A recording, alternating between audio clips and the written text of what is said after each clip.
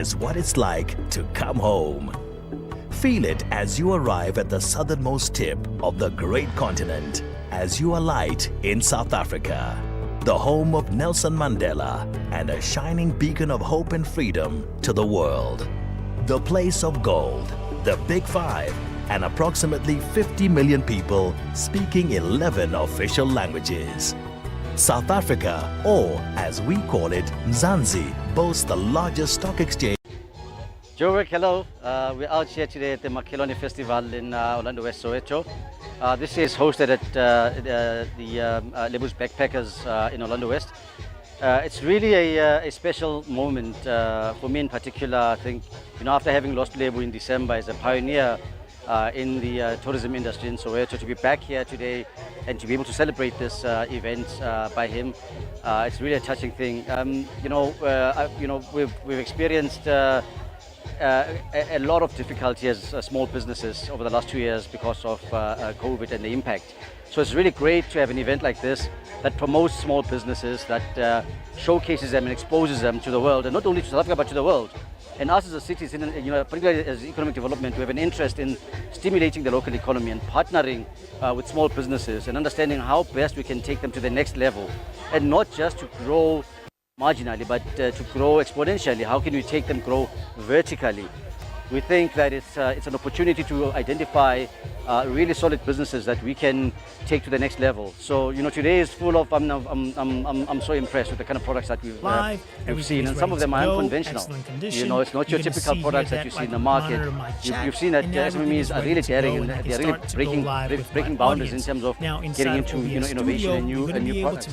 So we're really excited to be here. We're going to have a follow-up with each and every SME that is staging here today, and that's a promise that we made to understand what it is that we need to do within the city's programs to support them. How can you connect them? How can you put them through our opportunity centers and help them scale up, right? Our opportunity centers are there to help them change the way that they manage their business, right? And professionalize their businesses and the multiple lines, HR, finance, and so on, like a typical enterprise business operates. So we are doing a full-on incubation with our opportunity centers. So really, that's the reason why we're here, and moreover, just to enjoy, and just say local is back, and the township economy rocks, and we're pretty excited, and we're pretty sure that this is going to be a success. Thank you.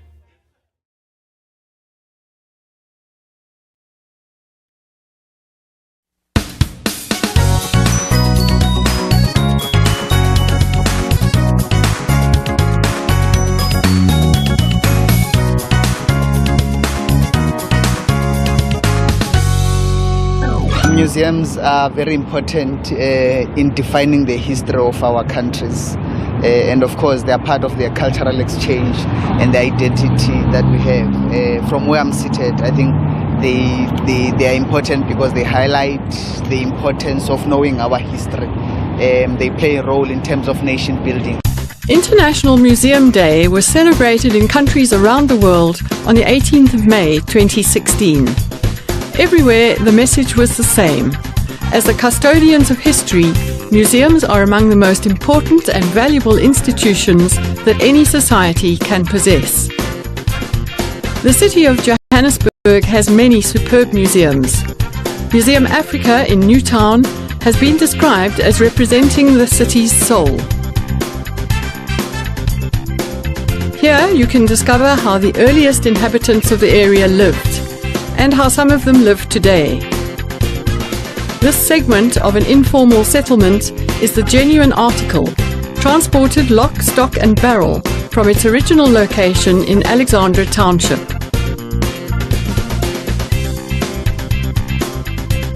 From natural history to the artifacts of man, there is indeed something for everyone. Museum Africa also houses the Ben Susan Museum of Photography, where the tools by which much of modern history has been recorded are on display. Simple toys like this were the genesis of motion pictures, predecessors of the film projectors that are now themselves relics of history. A thorough exploration of Museum Africa could keep you occupied for days. Yet there is so much more. The James Hall Museum of Transport houses a fascinating collection of vehicles dating from the earliest times. Many of them, like these fire engines, are specific to the city of Johannesburg. The aims and the objectives of the James Hall Museum of Transport is to conserve and preserve these exhibits so that future generations could know about the history of land transport in the city of Johannesburg. We can teach the public about the importance of heritage. Enthusiasts of military history won't be disappointed either. A visit to the Ditsung Museum of Military History will leave you in awe at the ingenuity of man in creating instruments of destruction. There are many exhibits on display which are unique to this museum. This Messerschmitt night fighter from World War II is the only one of its kind in the world. Constitution Hill is a fine example of a museum dedicated to a particular aspect of social history. There were many women activists during the apartheid era, and their role in the struggle is honoured in the very prison where they were incarcerated. The entire complex has been restored, and the dark cells have been preserved for posterity.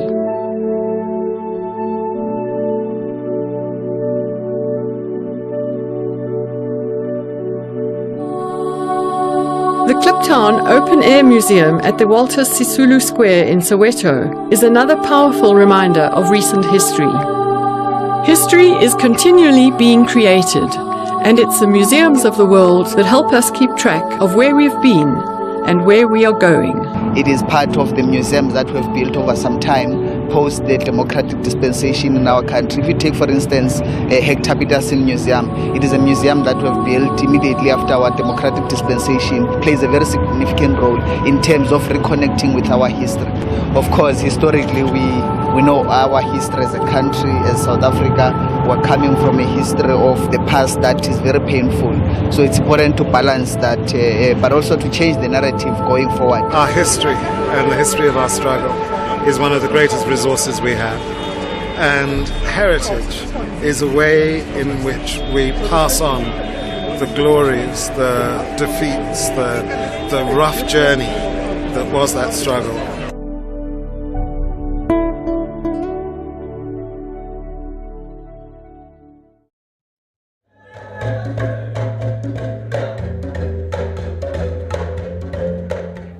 My name is Zaza, born and bred Orlando West. This is my company, it's called Heart and Soul. I make earrings, accessories, and whatever else that comes to mind. I always try and tap into that creative niche and just come up with something great. I'm just so grateful for Soweto Tourism Investment for actually giving us a stage this and showcase what we can do. And that actually makes us more proud to be South African and most proudly to be Sowetan. Thank you. Hello, my name is Wendy Besela. I am the founder of Matomani. So we use Mopani worms to make processed products like your Mopani flour, Mopani biscuits. We've got a protein bar coming up very shortly. We are based here in Gauteng, in the northern part of Gauteng, and the opportunity to be here at the Soweto conference, it's very good for us. It assists with brand awareness and to be able to connect with customers. I'm very happy to say that we already have people, distributors, that are very interested to work with us and to be able to continue to promote our brand on the ground. Thank you so much.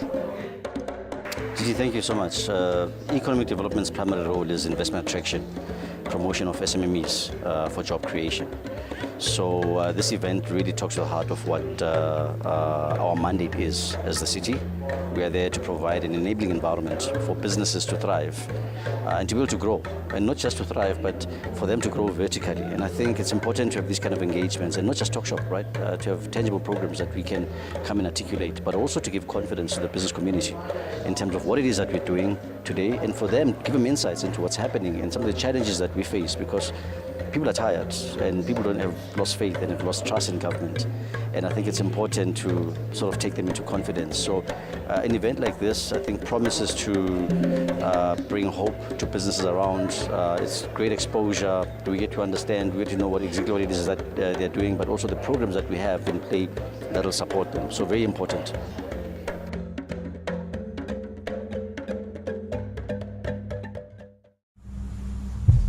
One of the most difficult things about being a Joburger is explaining to people that have never been here before what Joburg actually is. Hot off the heels of my last Indian trip, I'm about to embark on a really exciting global adventure, so I thought I'd shoot a little I Love Joburg video to take with me. Welcome to Good Things Guy, Live, Episode 2.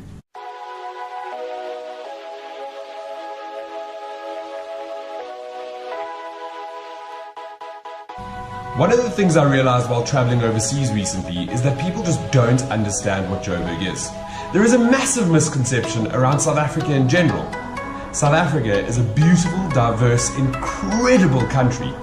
Of course, you've probably seen these words being used to describe pretty much every single other place on earth. But many people just don't seem to think that South Africa can be any of those things. When meeting people that have never been here before, one of the first things they mention is Oscar Pistorius. Not exactly what we want to be known for. The second to follow was usually, and that damn awful president of yours. Also, not what we want to be known for. People generally then jumped into the crime factor and asked what it's like living in such an incredibly violent place. And then there was the lion question. Do we have lions walking around freely? No. But kinda. We have wild animals in the wild, in national parks which you could easily go and visit just 2 hours outside of Johannesburg. Then there were the usual one-liners. Do you hunt for food? Do you live in a hut? Do you know Joe? He lives in Tanzania. Or can you teach me to say something in African?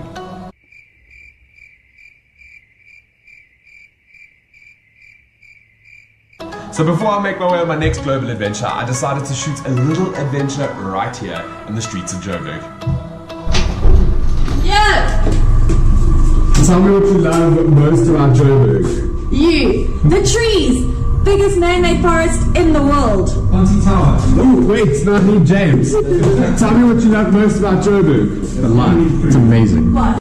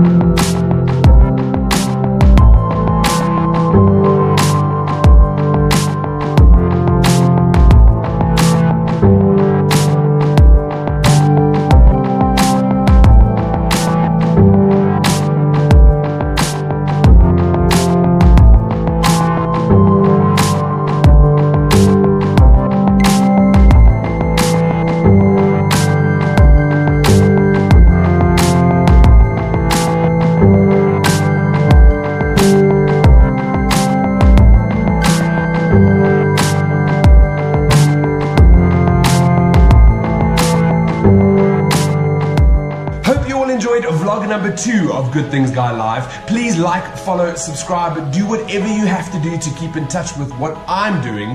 Next week, I'm going to be coming to you from a hot air balloon in Turkey. Thank you, and only good things.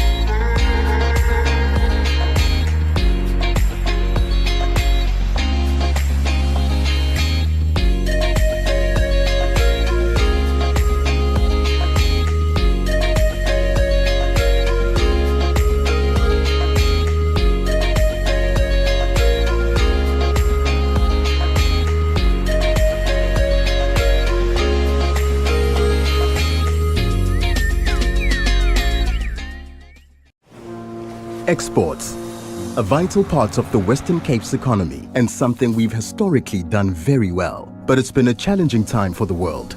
There's been uncertainty coupled with great change. At Westgrow, we looked at the uncertainty and we saw opportunity to create a brand that could support our export industry and help our local economy recover and ultimately thrive. Introducing Made in the Cape. Tapping into the trend of region of origin, Made in the Cape is a brand that works to establish the Western Cape as a destination that's sustainable and resilient in how it does business. Think of Made in the Cape as a stamp of approval. When buyers from around the world see this logo, they will recognize it as a symbol of quality, standing for sustainability, diversity, and excellence. But to really help our exporters take a giant leap forward, we needed more than a symbol of excellence. We needed innovation. So Made in the Cape went digital with the first of its kind online trade portal, offering a way for international buyers to connect with the incredible goods and services from the Western Cape at the click of a button. To get the message out there, we ran campaigns attracting the best local suppliers to sign up to join the Made in the Cape brand. And we ran campaigns aimed at international buyers, attracting them to everything the Western Cape has to offer. From Our Home to Yours epitomizes everything Made in the Cape stands for. It's that moment where digital meets the real world, where the goods or services bought online are unwrapped and enjoyed in homes all across the world. We love that idea of an online connection turned into reality. So we took it a step further and invited international buyers to leave their home and visit ours to see for themselves just how much the Western Cape has to offer. Amazing event. It's actually exceeded our expectations. We didn't think it would come together like this. So the Made in the Cape event was really amazing because here we are exposed to so many different importers from different countries. It's been amazing, very well organized. The results of Made in the Cape's early efforts speak for themselves. The Cape Trade Portal launched in 2022 with 115 registered exporters showcasing 600 products. Within just 1 year, the platform grew to 924 exporters showcasing over 4,000 products from around the Western Cape. And we're only just getting started. Made in the Cape is a brand we're passionate about and committed to growing in new and exciting ways with each new day. Because if you can't be in the Western Cape, the next best thing is having a little bit of it wherever you are in the world.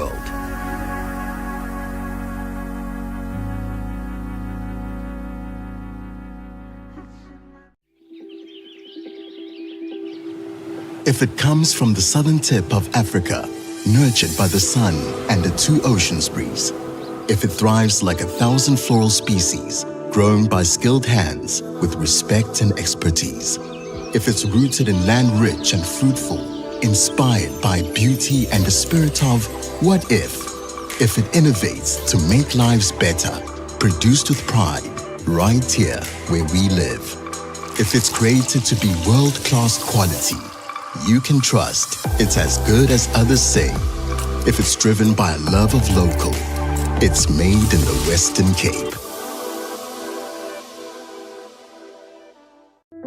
Tourism, one of the most important parts of the Western Cape's economy, bringing in millions of tourists each year and billions of foreign money. The pandemic destroyed that, and the effect was devastating. With the world's tourist destinations now open again, competition is fierce. Whilst parents pay for holidays, often they don't make the decision on where to go. Their kids do. But almost all tourism ads are targeted at adults. So we did the opposite. Introducing Play Before You Stay, a place that allows kids to experience the Western Cape virtually so that they can get their parents to take them to experience the Western Cape in reality. We created a digital replica of one of the Western Cape's most famous destinations, Table Mountain, in one of the world's most popular kids' destinations, Roblox.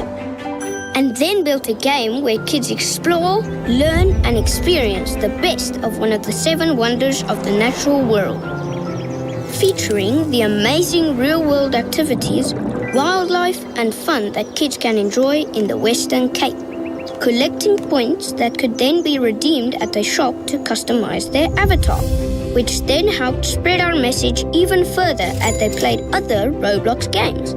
The Western Cape became the first tourism destination to market itself on a Roblox. There's an entire playable Table Mountain game and objects to collect in this lovingly detailed render. What better way to market a place than to play with it before you stay? Play Before You Stay is a new form of tourism marketing, putting the Western Cape on the map for the next generation of travelers. Let's get into Roblox. Yay, Talia, let's go. To the cable cars. Up this way. Wow, let's go explore. The leopard tortoise is one of the small 5. Not the big 5. Show yourselves, animals. The Cape Fox is one of the smallest member of the dog family. Woo! I'm waiting for a cable car to come back. Yay, I'm going! Ah, what a nice view. Wow.